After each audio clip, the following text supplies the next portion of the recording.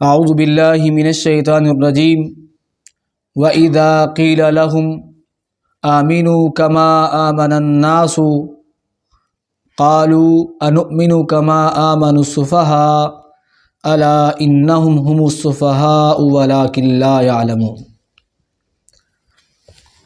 وَإِذَا قِيلَ، اور جب کہا جاتا ہے، لہم ان سے، آمینو ایمان لاؤ، کما جس طرح، آمنا ایمان لائے، الناسو لوگ، قالو تو وہ کہتے ہیں، انؤمنو کیا ہم ایمان لائیں، کما جس طرح، آمنا ایمان لائے، السفہاء بے وقوف، الا سن لو، انہم بے شک وہ، ہم السفہاء وہی بے وقوف ہیں، ولکن لا یعلمون اور لیکن وہ نہیں جانتے۔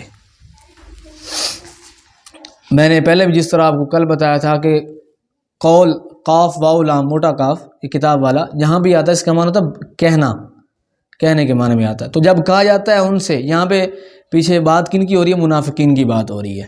ان سے کیا پیچھے کہا تھا کہ پیچھے تھا فساد نہ کرو زمین میں، تو وہ کیا کہتے تھے؟ ہم تو اصلاح کرنے والے، ہم فساد نہیں کر رہے۔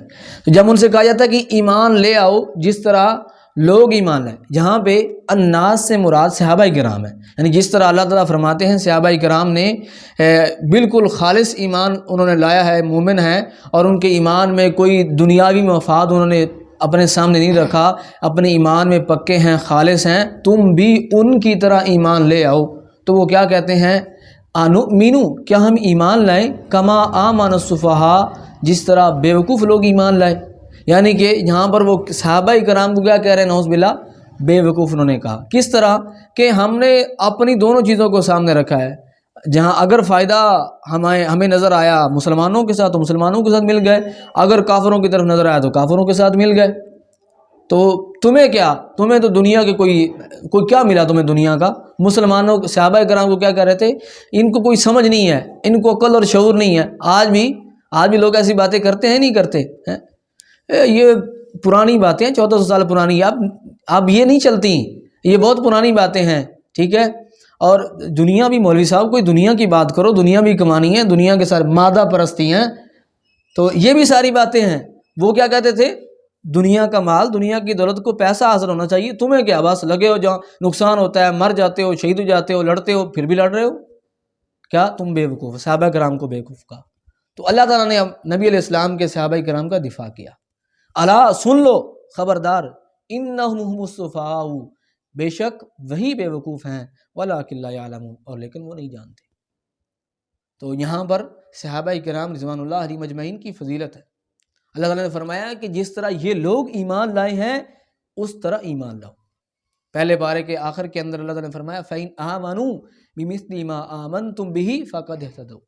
ایمان کا معیار اللہ تعالیٰ نے صحابہ کرام کو قرار دیا کہ اگر یہ لوگ اس طرح ایمان لے آئیں جس طرح صحابہ کرام ایمان لائے ہیں، فَقَدْ اهْتَدَوْا پس تحقیق یہ ہدایت پا گئے، اور اگر ان کی طرح ایمان نہیں لائیں گے تو پھر گمراہ ہیں۔ تو ایمان کا معیار صحابہ کرام کو قرار دیا کہ جس طرح اپنے ایمان میں خالص ہیں، وہ پکے ہیں، اللہ کی رضا کی خاطر وہ ایمان لائے ہیں، دنیاوی مفاد ان کے سامنے نہیں ہے، اس طرح تم ایمان لاؤ اور اپنے ایمان میں پکے ہو جاؤ۔